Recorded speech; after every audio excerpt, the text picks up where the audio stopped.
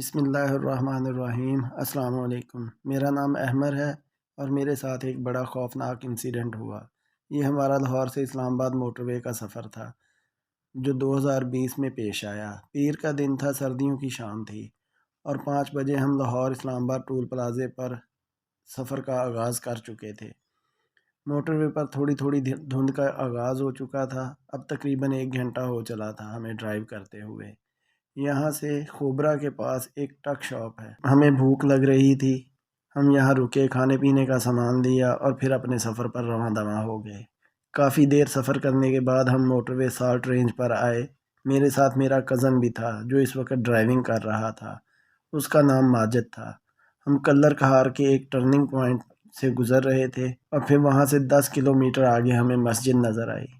یہاں ہم نے عشاء کی نماز ادا کی اور پھر اپنے سفر پر روانہ ہو گئے۔ جب ہم یہاں سے آگے سفر پر چلے تو ہمیں ایک کافی بڑی بس نظر آئی جو کہ براتیوں سے بھری ہوئی تھی۔ ہمیں اس کے اندر بیٹھے لوگ تو اتنے کلیئرلی نظر نہیں آئے، مگر وہ گلاب کے پھولوں سے ڈھکی ہوئی تھی اور جیسے شادیوں کے موقع پر بسوں اور گاڑیوں کو سجایا جاتا ہے، ایسے اس بس کو سجایا گیا تھا اور ہمیں یہ پیچھے کسی بھی پوائنٹ پر نظر نہیں آئی تھی۔ اگر ایسا ہوتا تو ایسی بس ہمیں ضرور نظر آتی۔ اس کی الگ ہی پہچان تھی، اتنی بڑی بس جو پھولوں سے لدی ہوئی تھی اور اس کی چھت پر ڈھول کا سامان پڑا ہوا تھا، تو وہ ہمیں کلیئرلی روڈ پر نظر آ جاتی اور توجہ کا مرکز بنتی، مگر ہمیں کہیں بھی نظر نہیں آئی تھی۔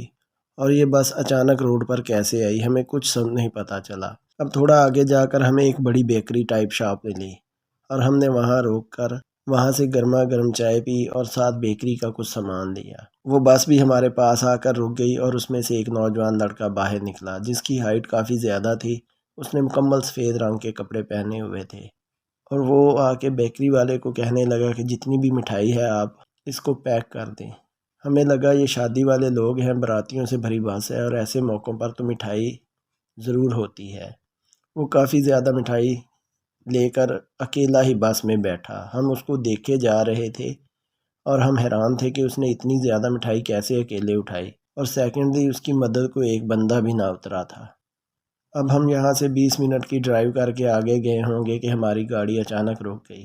بیچ راستے میں یہاں بہت ویرانہ تھا اور ہمیں ڈرائیو کرتے کرتے 3 گھنٹے ہو چکے تھے۔ لگ بھگ یہاں پر ٹریفک بہت کم تھی۔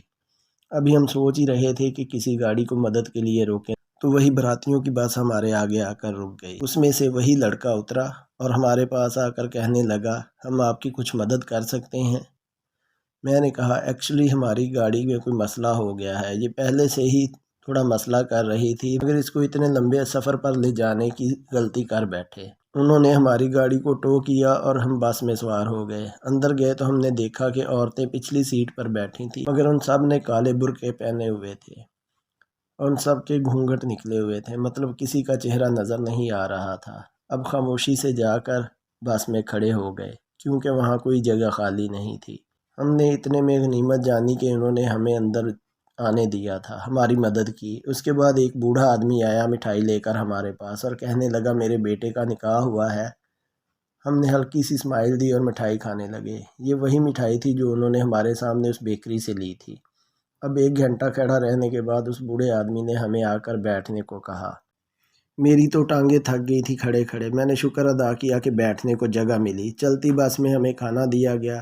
یہ بہت عمدہ روسٹڈ مٹن تھا، بڑے بڑے پیس تھے چاولوں کے بیچ میں رکھے ہوئے، غالباً مٹن سجی لگ رہی تھی اور ہم نے خوب پیٹ بھر کر کھانا کھایا۔ کھانے کے دوران میری نظر ایک 8 سالہ بچے پر پڑی جو اپنی ماں کے پاس کھڑا مجھے دیکھ رہا تھا۔ جب میں نے اسے غور سے دیکھا، اس کی آنکھیں سفید تھیں پوری، یعنی آنکھوں کے اندر جو پتلیاں تھیں وہ بھی سب سفید تھیں اور وہ چمک بھی رہی تھیں۔ مجھے اپنے اندر بے چینی ہونے لگی۔ اب ماجد نے مجھے ہلکی سی ٹانگ ماری تو میں نے دیکھا کہ سب مردوں کی آنکھیں ایسی ہی ہو چکی ہیں۔ ہمیں دیکھ کے بہت زیادہ خوف آنے لگا۔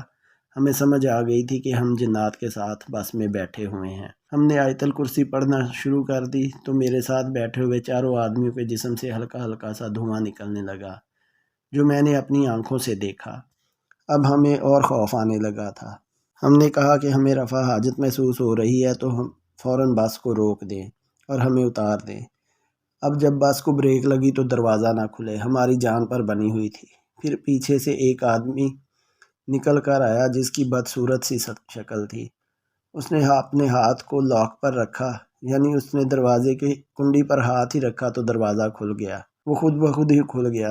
میرے پیچھے ماجد تھا۔ ہم دونوں اترے اور اتر کر دور کو بھاگے جتنا دور ہم بھاگ سکتے تھے۔ اتنے میں گاڑی خود ہی انٹو ہو گئی۔ ان کی بس ہماری گاڑی سے الگ ہو گئی۔ یہ بھی ایک ویران جگہ تھی، مگر یہاں کوئی ٹریفک تھی۔ اب ہمیں بس کی چھت پر کافی تعداد میں لوگ بیٹھے نظر آ رہے تھے جو بہت بھیانک شکلوں کے تھے اور پہلے بالکل وہاں موجود نہ تھے۔ جب ہم اس بس میں داخل ہوئے تھے وہ دیکھنے میں ڈھولچی لگ رہے تھے۔ ہمارا بہت برا حال تھا۔ اس بس نے اس جگہ سے ٹرن لیا اور دوسری روڈ کو، جہاں کوئی ایک بھی گاڑی نہیں تھی، وہ راستہ آگے سے بند تھا، اور دیکھتے ہی دیکھتے وہ بس ہماری آنکھوں کے سامنے سے غائب ہو گئی، اور ہمارے سخت سردی میں بھی پسینے چھوٹ رہے تھے۔ جسم بہت گرم ہو رہا تھا کہ ہم جنات کے ساتھ سفر کر کے آئے ہیں۔ اس کے بعد ہم فوراً گاڑی میں بیٹھے۔ گاڑی کو سٹارٹ کیا تو وہ چل پڑی۔ ہم نے اللہ کا شکر ادا کیا اور پھر ہم نے سپیڈ کے ساتھ گاڑی روڈ پر بھگائی۔ ہم مسلسل آیت الکرسی پڑھتے جا رہے تھے اور 20 منٹ بعد ہم اسلام آباد میں انٹر ہو چکے تھے۔ یہاں لوگ دیکھے تو ہمارے دل کو تسلی ہوئی، مگر دل بہت ڈرا ہوا تھا۔ آج بھی جب اس واقعے کو یاد کرتا ہوں تو میرے رونگٹے کھڑے ہو جاتے ہیں۔ امید ہے آپ کو یہ کہانی پسند آئے گی۔ شکریہ۔